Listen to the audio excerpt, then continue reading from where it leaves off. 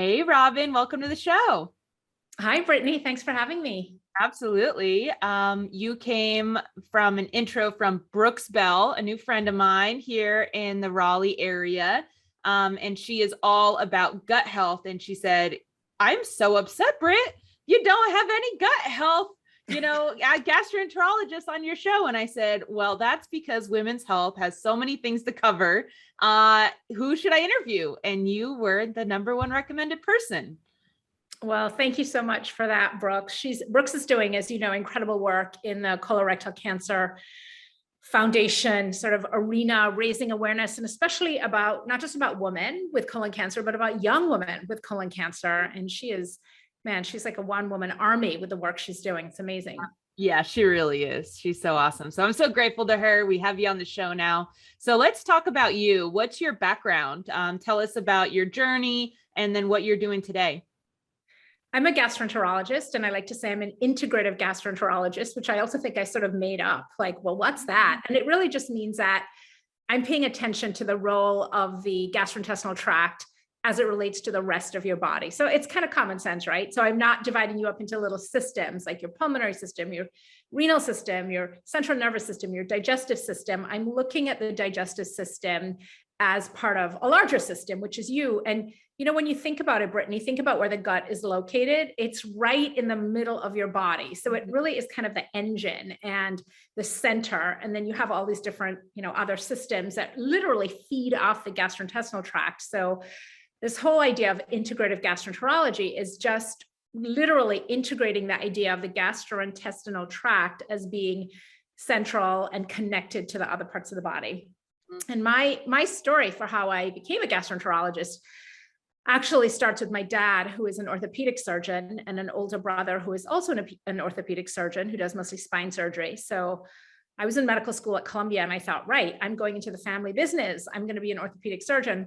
And literally within about 8 minutes of my orthopedic surgery rotation, my third year of medical school, I was like, yeah, this is not for me. And not that it's not a really interesting field, but, it was just, there's a lot of hammering and sawing, and it was very, there's a lot of carpentry involved, and carpentry is great, but it wasn't really what I was interested in doing. Carpentry in the body sounds like a horror movie. Yeah, it was, this, and then I thought, well, maybe I will do general surgery. But what I found about surgery and the surgical subspecialties is that so much of what's going on happens in the operating room, right? And that makes sense, because if you're a surgeon, you're in the operating room. But then they kind of hand the patient over to somebody else when you get out of the operating room. And I didn't like that. I sort of wanted to have full ownership, if you will, of the patient from start to finish. And honestly, the residency programs in surgery were a little hierarchical for me. It was a little kind of yes, sir, no, ma'am, chain of command. And that wasn't so appealing also. Obviously, once you finish your training, everything's different. But gastroenterology was also procedure oriented, like some of the surgical specialties. But I like that it was an equal opportunity employer. We saw men and women. In my practice, I see a lot more women, but in my training, I'd say it was pretty even. We see young, we see old, and, everybody has a digestive tract. And for most people, at some point in their life, their digestive tract acts up, and that's where I come in. So I felt like it was broadly applicable for, a wide range of what people are experiencing, particularly now. Yeah. And so you became a gastroenterologist, and what happened next? Because you're doing a lot of other things now. I am doing that. Then I grew up, so I did all my training in New York. I was at Columbia for about 8 years for medical school, for residency. I did a year as chief resident there. And then I headed downtown to Mount Sinai Hospital, where I did my gastroenterology fellowship. And I have to tell you, fantastic experience at both institutions, both very different in terms of, I think, the flavor of the training, but both fantastic. And then I left New York in 1997 and came to DC to join the faculty at Georgetown. I had an older sister who lives here, who's she's a judge, a federal judge. We're super proud of her. She's doing some really hard work. You have awesome professionals in your family. Holy moly. She's so she'd been here for a long time. And at the time, my brother was here finishing his medical training. So I moved here. joined the faculty at Georgetown, where I've been a part of that faculty since 1997, which has also been a wonderful community. And I was a full-time sort of academic gastroenterologist for almost 10 years. And during that time, I had a little of what I just have to call an awakening, quite frankly, in really coming to realize a more central role of food as medicine and sort of what you can do as a person to affect your digestive health through what you eat and how you live, et cetera, which wasn't something that was really a central theme in my medical training in the 80s, in the late 80s. And it was really, it was kind of a revelation to me, Brittany, honestly, that, wow, you change your diet and things change in your gut. And it's still kind of revelatory to a lot of people, I think, including a lot of my colleagues who are like, really? People change their diet, they get better. So it's not really part of the medical industrial complex, if you will, this idea of, changing your diet to impact your health. But I started to see it with a lot of the patients I was seeing. And shockingly, in 1997, when I joined the faculty at Georgetown, I was the first woman on the faculty in gastroenterology, which seems crazy, right? Because 1997 wasn't that long ago, but that was a case. And I will say, I think I was really well received by my male colleagues. I mean, they were a little perplexed in some ways. I was a bit younger than most of them too, but generally had a warm reception. But I had a really warm reception from the patients because GI is this funny field where somewhere between 10 and 15% of the docs are female, but somewhere between 70 and 75% of the patients are female. Wow. So there's a lot of discordance between, the gender of the physician and the gender of the patient. And there is generally a pretty high demand for a gender concordant physician, more than in some other specialties. I think OBGYN, for obvious reasons, has that high kind of desire for a gender concordant physician. And I think GI is really up there. This amazing gastroenterologist, Dr. Grace Elta at University of Michigan, and her colleagues did a study actually several years ago where they looked at women's desire for women in the gastroenterology clinic system for a gender concordant physician. So when you think about it, during the office visit, you may be talking about your smelly gas, you may be talking about your bowel movements and your abdominal pain. And then during the procedure, it's a fairly intimate procedure also, because we are essentially inserting a long scope into your rectum and threading it up through your colon. And so it's one of those fields where increasingly it's become more, women in the field have become more accessible as a number of women in gastroenterology have increased. And the really interesting thing is when I finished in 97, I'd say it was a pretty good job market for women if you were well trained.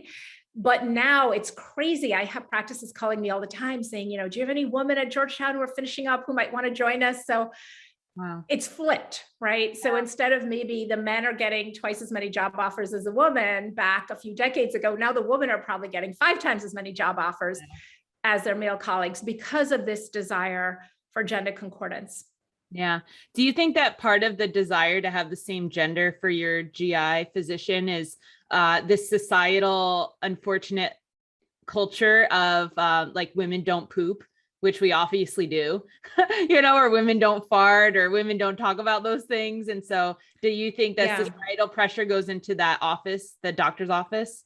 Absolutely. If I had $1 for every woman who sat down in my office with me, a woman, and said, "Oh, this is so embarrassing," I can't, who prefaces her complaint or description, of her bowel movement or her gas, of precisely what she is there to talk to me about, and is embarrassed to talk about it. And I think, I have a pretty easy, open environment in my office of people to talk to me about things. So I think it very much is, the digestive tract is very much in the closet. And sometimes I feel like we're still in these Victorian times, as you said, of like, oh, we don't poo and we don't fart. And, but in our household, not only do we talk about this stuff, like I'm always like calling my husband, honey, you gotta come look at this. Look at what I just dropped. It's astounding. He never comes. He is just like, no, there's just some, even after 20 years of marriage, there are still some boundaries, my friend. So sometimes I literally will snap a pic. I have amazing poo pictures in my phone, not just of mine, but of patients when my daughter was still young. Now she's like, do not even think about crossing that threshold. She's 16. She's like, you are not coming in to examine my poo, my pee, to sniff my pits, to do any of that stuff. But back in the day, because when people are like, well, what is it supposed to look like? You know, I can whip out my phone and be like, look at this beautiful chocolatey brown color, this lovely sea, you know, look, it's almost as thick as my wrist. And you know, that feeling you have, right? When you have, you know, when you've been eating well, you've been hydrating, you've been moving your body, and you just have a magnificent bowel movement. And, you know, I tell people it's the ultimate detox. Like, you don't need to go to Canyon Ranch, or, you know, you've done it. You've detoxed and cleansed right there in the privacy of your bathroom. So, well, I remember actually, you're bringing up something for me where I remember being like, maybe I was like a preteen or something, and there was some commercial for some kind of what is it called? It helps you go to the bathroom. A laxative? A laxative. It was a laxative, right? But the commercial was like, you know, going, you know, number 2, only once a week, and reading a whole newspaper and sitting and the whole bathroom smelling really bad is not normal. Like, you should be passing a little bit every day or whatever. I can't even remember, but I do remember being a preteen being like, really? Like, oh, like I had this American paradigm of like a man with a newspaper and like once a week and just dropping it all. And I'm like, I think back to that. I'm like, my gosh, no, like, you know, I've had girlfriends that are like, yeah, I go several times a day, and, you know, or I'm a morninger, or I'm an eveninger. And it's just like, those are conversations we never had, you know? And you speak of that. When I was living in New York doing my GI fellowship, I had a friend who lived in the same building she was a model. I remember she was very glamorous. I was always walking around with scrubs in my hair and a ponytail, and she always was coming from some fashion shoot or some fit session or something.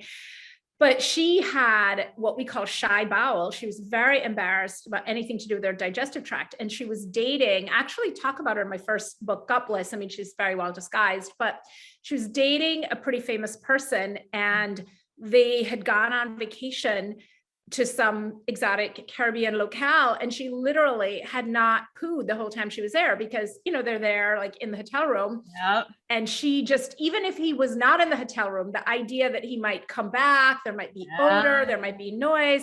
So she'd held it for like 5 days. Wow. And ended up with what we call a fecal impaction of just like, you know, everything shut down and locked in there. So, you know, this is just a warning. You gotta poop. We gotta, when you get that signal to go, you have got to drop it, because if you don't, what you're doing is you're reverse training your bowel, right? To say, oh, don't come. And then when you want to go, you can't. So it's really important.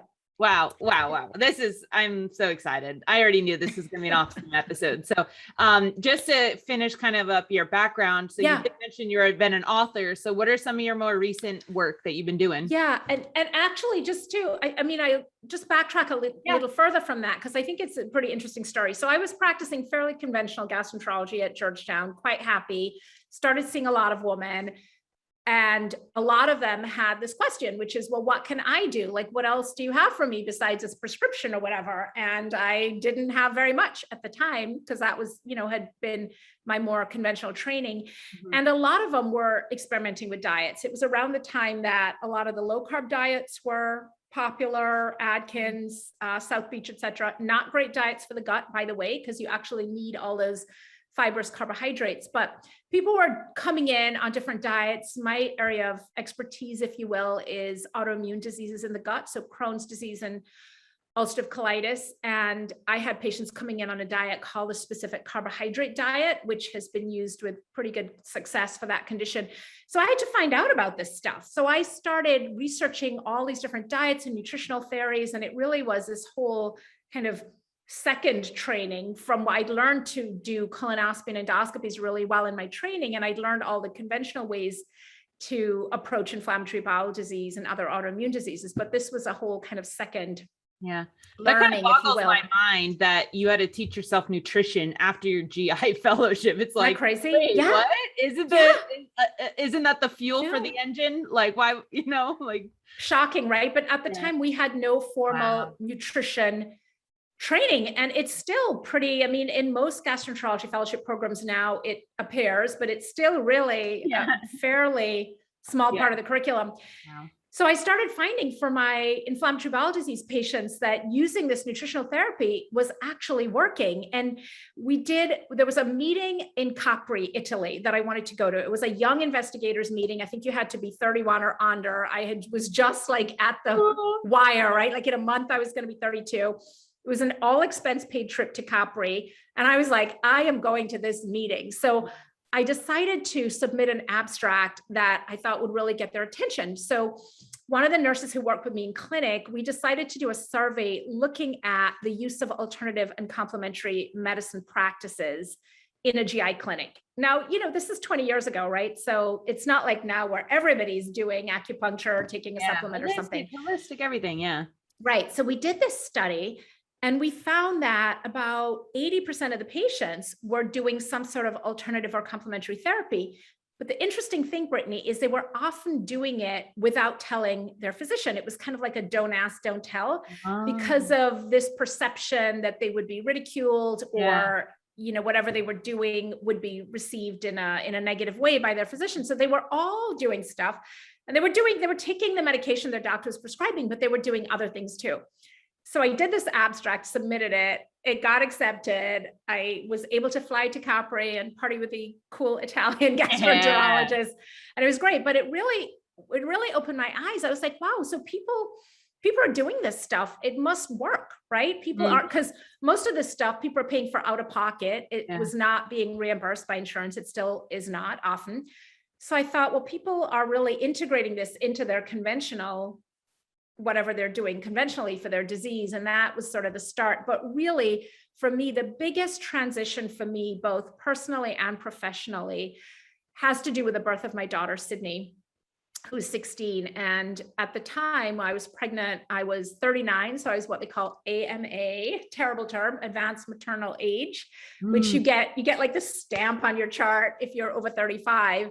The truth is that I was really healthy. I didn't have any medical problems. I was fit, running marathons, etc. But I was still advanced maternal age. But for me, Brittany, the biggest transition, really, the biggest sort of change for me, not just professionally, but personally, really has to do with the birth of my daughter, Sydney, who's now 16. And when I had her, I was 39. So, you get that stamp on your chart, advanced maternal age. If you're over 35, I was perfectly healthy and had a really good pregnancy. But at the time of the delivery, I had a little bit of a cold and a low-grade fever. So they gave me antibiotics just in case. She was taking a long time to come out, talk me into a C-section. She comes out, she's perfectly healthy, but they put her in the neonatal ICU just in case. They give her heavy dose IV antibiotics just in case. She ends up just never really recovering, like sick all the time, 20 courses of antibiotics before she was 2. And again, I talk a lot about it in my first book, Gutbliss, and in the second book, the Microbiome Solution. And at the time, I mean, here I am, like a really well-trained doctor, and I wasn't connecting the dots, right? So I can just imagine what it's like for the average person who doesn't have the benefit of a medical education. I did not connect the dots between C-section, antibiotics at birth, multiple antibiotics in childhood, and the risk of illness later on. Not just common illnesses like she had, where she was having colds and coughs and flus and ear infections all the time because all her healthy microbes had been killed off at birth with the antibiotics, but it's a huge risk for autoimmune diseases. So we know that that combination of C-section and antibiotics early on is a huge risk factor for autoimmune diseases, for allergies, for asthma, and for obesity. And that's a risk that actually follows kids for years and sometimes into adulthood. And it was the same story that I was seeing in a lot of my IBD patients. Once I started asking them, like, hey, were you born via C-section? Were you nursed? The lack of nursing is another thing. Did you receive a lot of antibiotics early?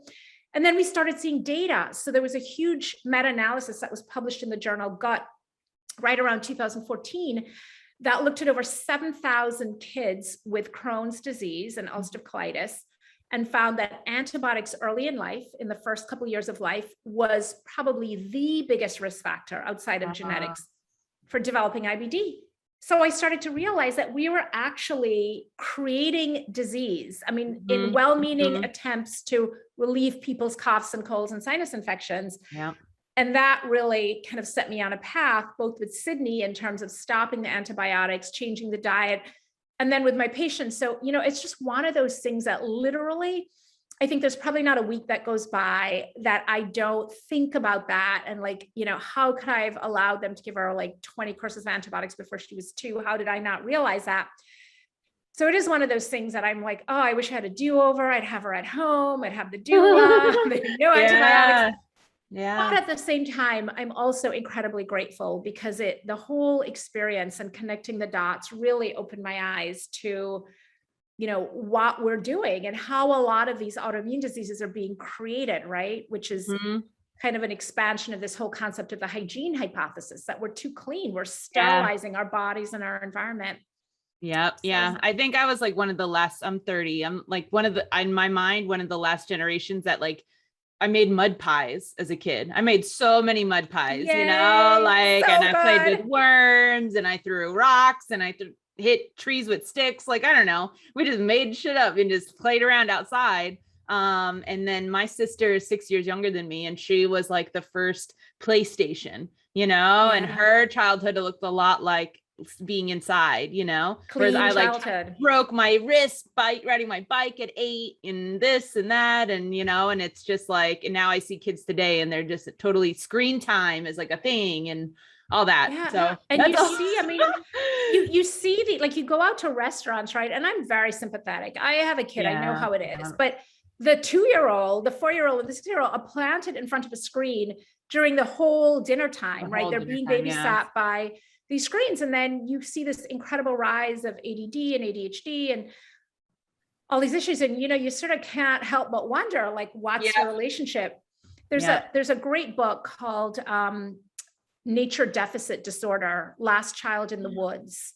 Whoa. That is really awesome. But it is it's exactly what you described. Like, you've got to get dirty. Yeah. Dirt, sweat, veg. That's the secret, right? Get dirty, get sweaty, and eat some vegetables. That's, that's pretty much everything you need to know. We've been kind of assuming the listeners know what your gastroenterology is, right? And so can you just quickly define like what all encompasses that? Sure. It's really all the real estate from the mouth to the anus, everything in between. So if we think of the upper GI tract, it's the esophagus, the stomach, and the first part of the small intestine, the duodenum. And then in the middle, the small intestine is really the duodenum, jejunum, ileum. And that's what we talk about when we talk about small bowel or small intestine. We're talking about that middle part. And then the large intestine, also known as the colon, is the lower digestive tract. And then in gastroenterology, we also claim a couple organs too. So the gallbladder, that's us. The liver, that's us. So it's liver, gallbladder, spleen a little bit, but that's mostly the hematologist. But the whole, 30-foot digestive superhighway that goes all the way from the mouth to the anus. And one of the things I love to point out, because it's really obvious, but at the same time, it's not. So it's like my Malcolm Gladwell-esque moment in gastroenterology of pointing out that when something is in your digestive tract, it's actually not inside your body, because your digestive tract from your mouth all the way down to the other end is just an open tunnel that passes through your body. So what's in your GI tract is actually the external environment, right? Yeah. And you have a thin membrane, your digestive lining, that's like a fishing net with tiny little holes in it. That's really only about 1 cell thick. And that's a membrane that keeps all your innards, your liver, your gallbladder, your spleen, your lungs, your kidneys, your heart, that keeps all those organs safe and protected from that external environment that's flowing through your body. So, when we breathe, when we swallow, when we eat, we're ingesting bazillions of viruses and bacteria, toxins, different things. And that's the role of our digestive tract, to break that stuff down, to decide selectively what gets absorbed in through the lining and carried to different cells to be used for energy, what gets eliminated and comes out really as waste matter, as stool. And that's an incredibly complicated and complex process. And you need a really intact gut lining to do that. So if you're messing up your gut lining, if you're drinking too much, if you're taking too many non-steroidal anti-inflammatory drugs, too many antibiotics, and doing all those things that can affect it, you're going to make those tiny little holes big. And that means stuff that normally shouldn't get through can pass through. That's what we call leaky gut. And that can end up triggering immune reactions, allergies, etc. So if we look at the rise of disorders like leaky gut and to some extent irritable bowel syndrome, food allergies, a lot of it has to do with the deterioration of that epithelial gut lining and the fact that the external environment is now getting into our body. Yeah, I mean, it's like obvious, but also have I thought about it that way? Nope. So it's really interesting. Well, you are on the FemTech Focus podcast. So I want to ask you, is a woman's gut different from a men's gut? You said that more patients at GI offices are women, but is there also anatomical differences and then also disproportionate GI issues? Let's talk about that. We are most different in our GI tract, I think. Whoa. Well, reproductive, the GYNs would say, no, sorry, reproductive organs. Yeah, the reproductive organs are pretty different. I mean, we have a bunch of stuff that men don't even have. But in the digestive tract, we are certainly not just smaller versions of men or different versions of men. The female gut is very different. And you mentioned anatomic. That's a great place to start. Okay. Our guts are actually longer, about 10 centimeters longer. And I like to point out, like, we have more gray matter, we have longer bowels. Maybe not, but that extra length we think is probably for childbearing so that we can absorb more fluid, which is the main role of the colon, to absorb fluid from the gut lumen back into the bloodstream. So that we can absorb more fluid to maintain the amniotic fluid. And that's true whether you happen to be a child bearer or not, anatomically. So what does that extra length of colon mean? It means that the female colon is like a slinky, right? So the male colon, I would depict it as like a gentle horseshoe. I can do a colonoscopy in a man with my left hand and my eyes closed super fast. I do not do that, but colonoscopy in men is really easy. Colonoscopy in a woman on average could take me 2 or 3 times as long. It's all these twists and turns. And that's because of the extra loops. Now, my male colleagues will talk about the redundant female colon. I prefer to talk about it as the voluptuous venous colon. Ooh. But it is definitely, it's harder to navigate. So not only do we have longer colons, we were just talking about the reproductive organs. We have reproductive organs that are there for a reason, but they're also kind of in the way when it comes to the gut. So the colon has to wind its way around the uterus, fallopian tubes, ovaries that men don't have, right? Men just have a little bitty prostate gland. So that also leads to a lot more twists and turns. And then the third anatomic thing is that women have a deeper, wider pelvis. They have what's called a gynecoid pelvis. And again, that's to allow for another human being to be in there with you. Whereas men have what's called an android pelvis, which is a more narrow pelvis. And in women, the colon tends to fall deep down into the pelvis in that wider gynecoid pelvis, where again, there's less space because of the reproductive organs. In men, most of their colon is up in their abdomen. So there's more room there. And then, so those are sort of 3 anatomical reasons, right? Longer colon, deeper pelvis, and what was the third? Reproductive organs sort of in the way. The fourth reason is a hormonal reason, which is testosterone levels. So of course, we also have testosterone like men, but we have less of it. And testosterone helps to create a very strong, tight abdominal wall. So even a man with a big bare belly still has like a tight Spanx under that bare belly because of the testosterone levels. And women tend to have a more flaccid, pliable abdominal wall. And so the colon can bulge out more. So it's harder for me to do colonoscopy in women, more challenging, but on the flip side, like you get really good at doing colonoscopy when you do a lot of women because it is more challenging. And that's why women tend to have more problems with bloating and constipation. So even a man, again, with a big belly may still be like, yeah, I'm not bloated. I just have a big belly, but I don't actually have bloating because of that tighter abdominal wall and the anatomical differences we talked about. Whereas women tend to have more, and then of course there are hormonal differences with estrogen dominance and progesterone levels, et cetera. But those anatomical differences are very real. And again, they're not sort of like a design flaw. They're there for this whole reason of reproduction and perpetuation of the species, but they can create a lot of digestive problems. Yeah. Well, so I think we, when you and I first met, we were talking about the percentage of completion for colonoscopies in women versus men, and maybe this is that contributes to it. Can you tell us about that?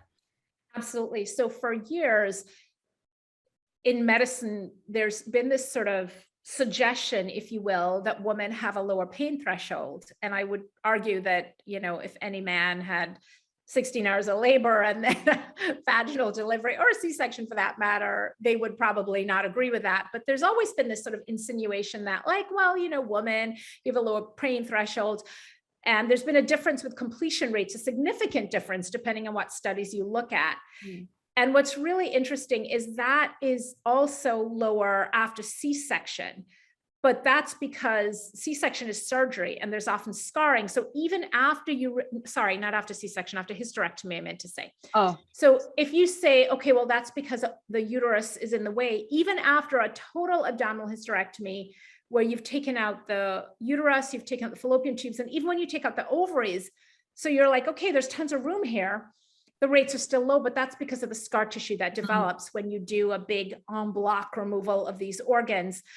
But it really has to do with these anatomical differences, and it has nothing to do with a lower pain threshold, et cetera. And I think, quite frankly, the idea that it takes more time, is this male gastroenterologist allotting 3 times as much time for a colonoscopy in his female patient as he may be in his male patient?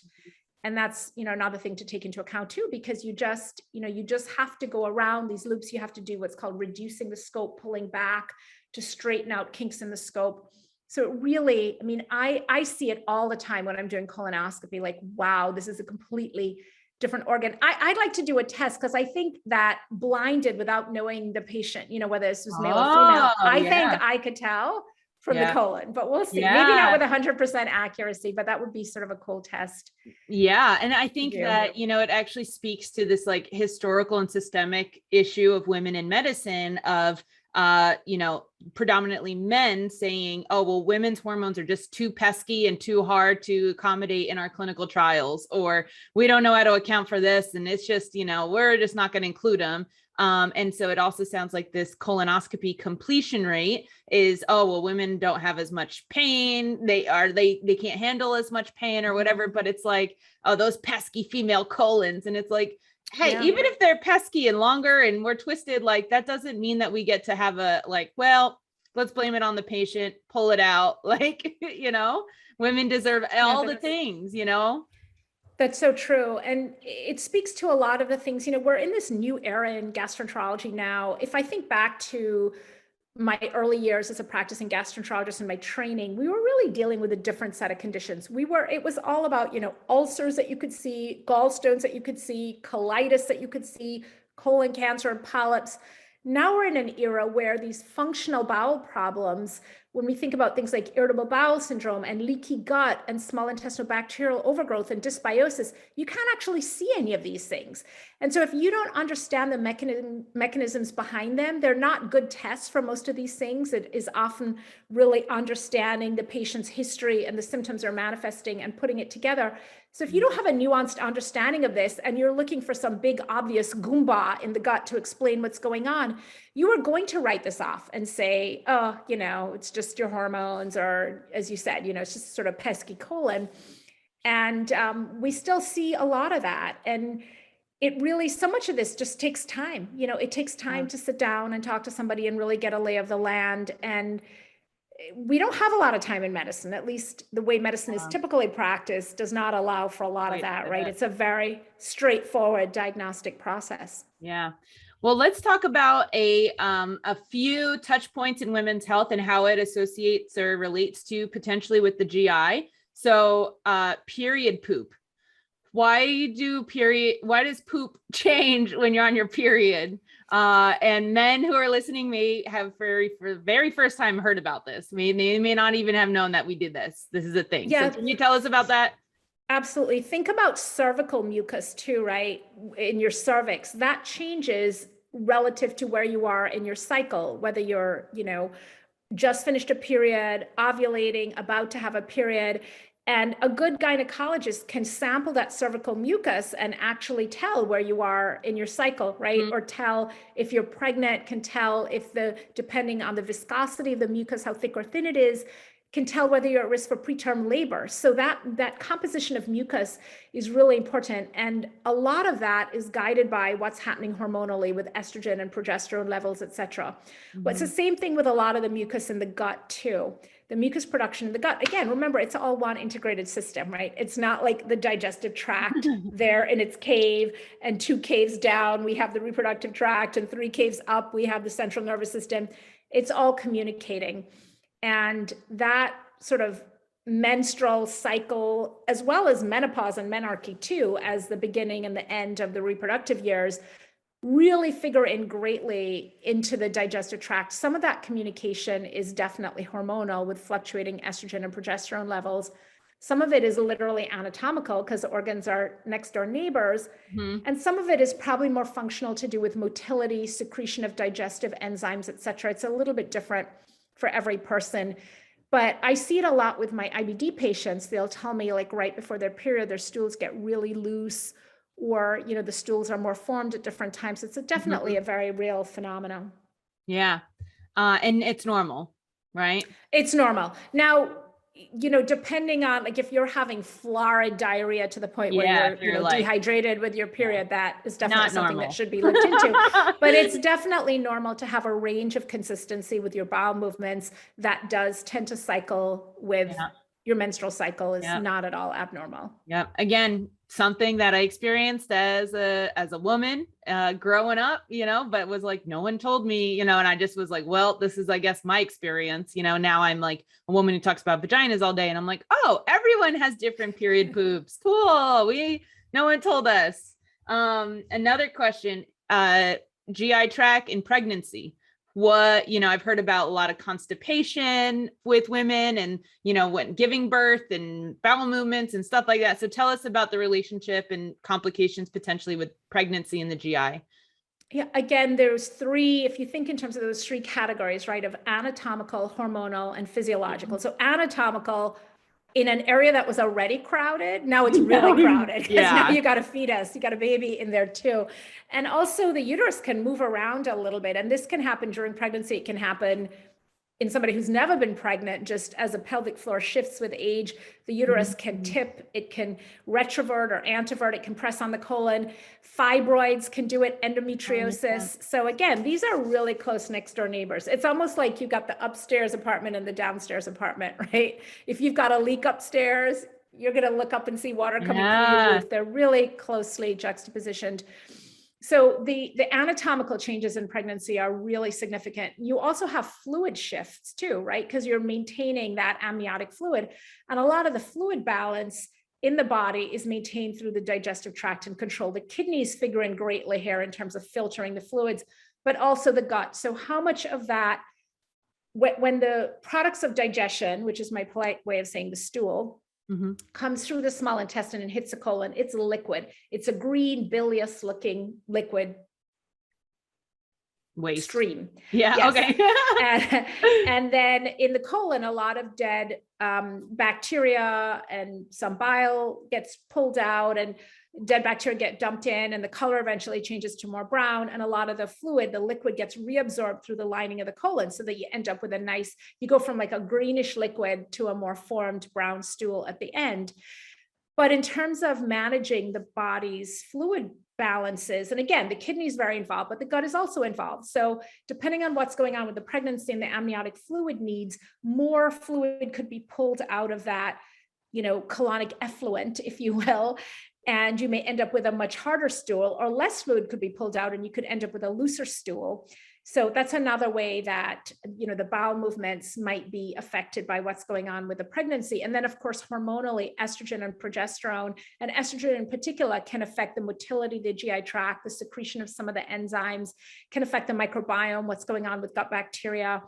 And it really is, you know, it is so important, I think, for people to realize that this is an integrated system. So if you take a medication for a headache, for example, it may fix your headache, but it may pop up with different problems elsewhere in your body. And then you sort of whack it with something else, and something else pops up here. So it's important to think, if you think about aspirin, it can be life-saving for a cardiologist patient with keeping vessels open, but it can cause fatal gastrointestinal bleeding for my patient. Wow. So it's, you know, that's integrated medicine, right? Yeah. We need to all talk. Speaking of hormones, is one of the symptoms of menopause changes in your bowels? Absolutely. Really? Because I It, don't feel like I've ever heard that or talked about it yet. So let's do oh, that. absolutely. So around menopause, women tend to become more constipated in general. And some of that is just a general dryness in the body. So there's vaginal dryness, and there's almost sort of like a gut dryness too that goes along with that. Wow. And women will often complain of more constipation, more bloating. There's redistribution of body fat. So even for women who've never had a belly, will all of a sudden tend to be depositing more weight around the middle. I was giving a talk, a Q&A yesterday for the American College of Lifestyle Medicine. And one of the questions that popped up from the audience was this issue about belly fat in middle age and postmenopausally. And I responded that so many women will come to me and say, I don't understand what's going on. All of a sudden I have a belly and I'm not doing anything differently from what I've done for 20 years. And I'll say that's exactly why that's happening, because you haven't done anything differently, because your body is very different now at 55 than it was at 35, but you haven't made the shifts. You haven't made the dietary shifts, et cetera. So understanding that the same way, the way you process food, the way you move, the way you live at 10 is different from what you do at 20, right? And you respond differently. And then 20 is different from 50. And, you know, it just keeps changing. So anticipating those changes, understanding those changes. And I think most importantly is really listening to the feedback your body's giving you. So it's not a matter of, you know, what the ad said you should do on TV for menopause, or what your friend told you, or maybe even what your OBGYN is advising. I mean, hopefully your OBGYN is giving you really good advice, but it's also that intuitive relationship you have with your body. And just like, I mean, we go through so many changes as women, right? When we first start to menstruate, within a month with our cycle, with our menstrual cycle, for those of us who've been pregnant, menopause, all of these different things. And if you're really paying attention to that feedback your body's giving you, and you're not just trying to suppress everything all the time with a medication, you can get into a really deep, meaningful dialogue. And I'll give you an example. So I have done some research with a wonderful group in town here in DC, a group called the Physicians Committee for Responsible Medicine. And the founder is Dr. Neil Barnard. They have a plant-based medicine agenda, but you don't have to be fully plant-based to appreciate all the great work they do. Like right now, they're doing a petition to try and get the food in hospitals improved, because you know what? They serve sausage and bacon in hospitals that are known carcinogens with the nitrate. So like, why should I be receiving a carcinogen? As well bring a pack of smokes, you know? Really, exactly. So they do really good policy work like that. But they published a study, and this wasn't the research I worked with them on, but they published a study and they found that women who are menopausal, who are having hot flashes and menopausal symptoms, if they changed to a plant-based diet, a lot of those symptoms went away. And in the study, I believe, I don't have it in front of me, I read it a few weeks ago, but I think in the study, it was equivalent or better than hormonal therapy, is switching the diet. And so I was mentioning it to a patient of mine, and I was like, look, you don't necessarily have to be a vegan, but why don't you try having a plant-based dinner, right? Like have your animal protein for breakfast and lunch, and for dinner, have a plant-based dinner. Alcohol, we know that alcohol is a huge trigger for hot flashes because of the vasodilation. So if you eat more plants and you drink less alcohol, that's huge. But of course, people want to have alcohol, have a porterhouse, and still feel good. And that is basically typically not having a meaningful dialogue with your body, because if you make these changes, your body will usually give you that feedback. And remember that that feedback is your body having your back, right? Like wanting to lead you down that healthy path. I'm always sort of musing about like, imagine if you never got a hangover. Imagine if you could just like drink endless bottles of champagne and you felt fine. Many people would die from alcohol poisoning. So there's a reason. There's a reason that you start to feel bad, and you feel bad the next day, because that is the dialogue. That's your body saying, that's not good. Right. And it is a way of kind of stopping you from literally destroying your liver with alcohol, or eating like a huge, big fatty meal late at night and getting reflux. That's not a disease. That's just feedback. That's a dialogue that your body's having with you. And I think as women, I don't know, because I've never been a man, but I think the dialogue is really is really meaningful and strong Mm. with women. And maybe, I don't know, maybe we pay more attention. And, you know, I realize that's a huge generalization, but there's sort of like an intuitive piece to that. And maybe because our bodies change more, like men don't start menstruating as, you know, early teenagers and then don't stop. I mean, they do talk about the male menopause, but not really. Men don't really carry children, bear children the same way we do.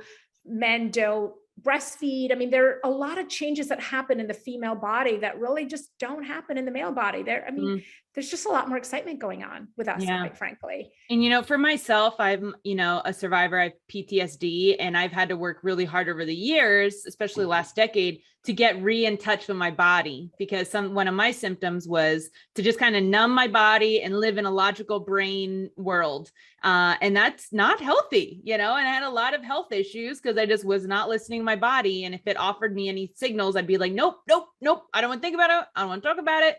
And now I'm like, hey body, like it's literal dialogue, like, oh, you feel like this? Okay, well, let's get curious about that, not judge it, or, you know, and when I was first suggested to do those things, I was like, this is crazy witchcraft. Like, I'm a scientist, but no, it is biology, talking to your body and having your body talk back.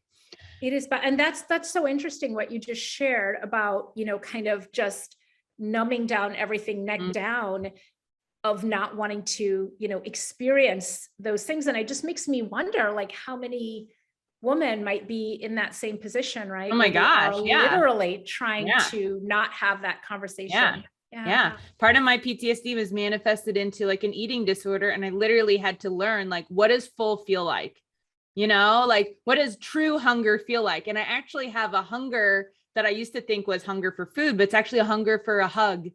You know, and it's like really interesting that it was like both coming from my stomach, but it actually had different actual desires based on, well, is it food? Like, let me ask it a little bit further before I just stuff my face with ice cream, you know, to like get rid of the feeling, you know, and then I still have it, you know? Yeah. It's a completely real thing. This idea, I mean, I talk to my patients about it a lot, this idea of the emotional food and what kind of hunger, right? You have the real food and the emotional food. And when the emotional food is low, the real food tends to, you try to compensate with that. Yeah. Oh my God, we could just literally talk all day. We have two last questions, but what I'll say is that I personally have a belief that, so I have a lot of mom issues, don't we all? Mom and dad issues. And so whenever I was like working on my mom issues, I craved ice cream. And I would jokingly say with my friends, like, oh, you know, mother's milk. I'm like, you know, but actually I really think that there was some like inner things in there where it was like, no, I'm like seeking lactose. Like I'm literally seeking some kind of motherly, maternal, like something to soothe me. And that was froyo, you know. I'm so glad you mentioned that, because when people ask me about dairy, I'm like, well, you know, you are suckling a postpartum cow, and I don't know if we're supposed to be doing that as grown-ups. I personally don't think so. Not to say that I don't enjoy a little bit of froyo here and there, but you're the first person I've ever heard talk about it in that sense of literally like nursing, you know, for comfort. Oh yeah. I mean, I've been in enough therapy to have my personal data set of like, oh yeah, when I'm deep in mom issue stuff and in counseling, my froyo weight increases exponentially. Like it's actually quantified based on the weight of my froyo. So I kind of had a mental like note, like, okay, if it's over 10 pounds, like I'm in a spot where I need to call a friend. Like this is not, you are not in a good, healthy spot. If you're like $5 froyo, you're in your feels, but you can do it.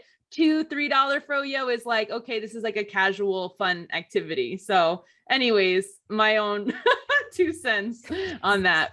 I have 2 last questions. I hate ending this interview. This has been so much fun, but our last 2 questions are, we have a lot of aspiring entrepreneurs that listen, a lot of college students, grad students. What's an area in women's health and wellness that still needs innovating that they may be able to work on? Medicine in general is so ripe for disruption, you guys. I mean, I cannot believe that we still, you know, the patients have to drive, they have to park, they have to sit in the doctor's office, they have to wait, they get their 7 minutes, they leave, they're like, you haven't solved any of my problems. I mean, we've seen it in other areas, and we're seeing it a lot in the coaching area. So there's accessibility piece, and that's Mhm. everything from, scheduling, direct communications, et cetera. How do you access it?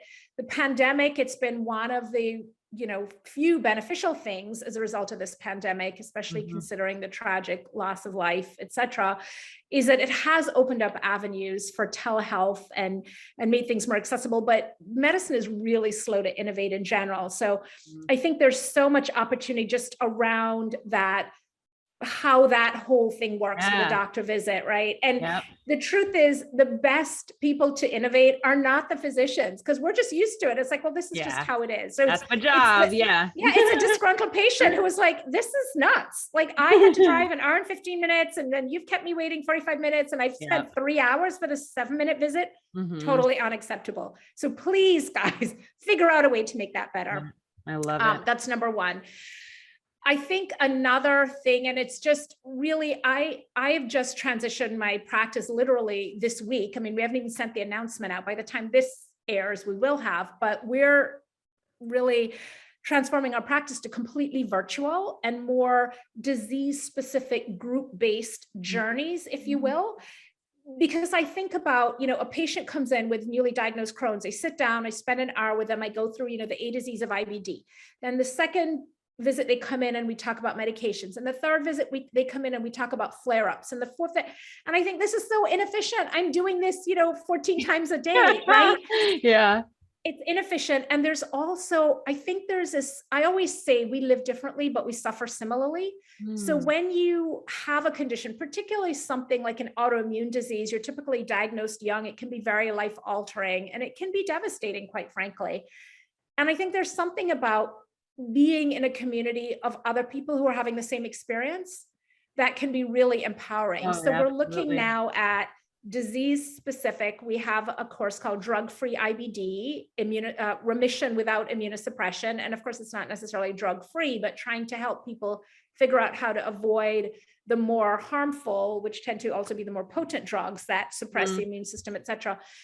And I've just seen, like, even on a smaller scale, connecting, like, I'll ask a patient, hey, what do you think about me connecting you with this other patient who's also going through the same thing, who's told me she's very willing to chat with somebody going through the same experience.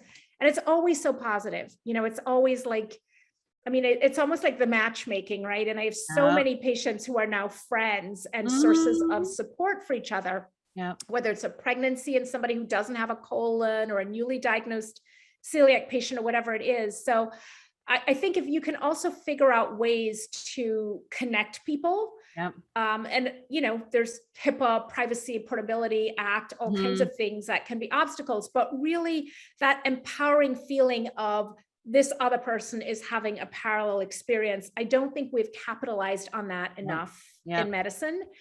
And anything really to empower the patient. That's always my thing. Like, I want to be superfluous. Like, I want it to be so that my patient literally doesn't need me. They can just wave at me when they see me, like, at the farmer's market or something, but they've got it. Yeah. And the way to do that is you have to put really reliable, clinically validated, scientifically backed information in people's hands. And unfortunately, a lot of what's out there on the internet is just commerce, right? It's just somebody trying to sell you a supplement, and it's nonsense, a lot of it. And it's really taking advantage of people when they're at their most desperate, because when you have been diagnosed with an autoimmune disease, or all your hair is falling out, or you're tired and you can't get off the couch and you don't know why, you're desperate, and you're often willing to fork over a bunch of cash for what looks like a cure, a solution. Yep. So some ways to vet the information out there better. It's kind of the Wild West. You don't know if this is really a cure for cancer or this is just pure nonsense. And so I think the vetting piece really needs to get better. Robynne, help consumers. I have so many thoughts, but I will tell them off to you offline, because we got one last question, which is, what does the FemTech industry as a whole need the most right now in order to be successful? I know you're going to ask me this later, but I was thinking about it on my run today about FemTech. And I think about it in a more general way. Like, what just sort of conjured up when I was thinking about it today was, it's women moving passionately and powerfully and with purpose through the world, right? And I almost like see this woman striding. And because many of us are women, and because technology is everywhere and it is just a part of our life now, it's interwoven, you can't do anything without it. It is really that it's not even like, well, these industries are FemTech and these are not. I think if a woman is doing something purposefully, powerfully, with passion, that is FemTech. And we really need to support each other. And we need support, not just from other women, but from men too. We need more support for women who are doing these things. I mean, the numbers in terms of the venture capital, et cetera, is really horrendous still for women. And for women of color, I mean, it's just pathetic. So we need ways, and I know you're working on this and in this field, to support other women who have good ideas, who are doing things that are going to make life better for all of us, right?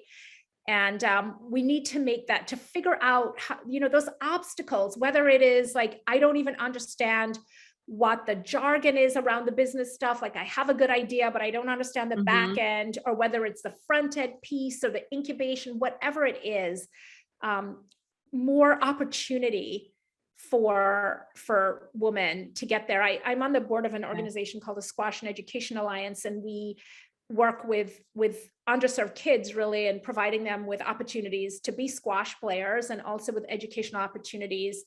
And it, you know, I think about what that organization does, and the camps that they do, and the after school programs that they do, and all the work that they do to make those barriers of entry kind of fall away, or to at least lower the bar so that people can enter. And I think about the same thing here, right? Like, how do you help somebody get in? And it doesn't, like, if you have a venture capital fund or something, great, right? You're in private equity and you want to make sure you are helping women, but it can even be talking to a friend.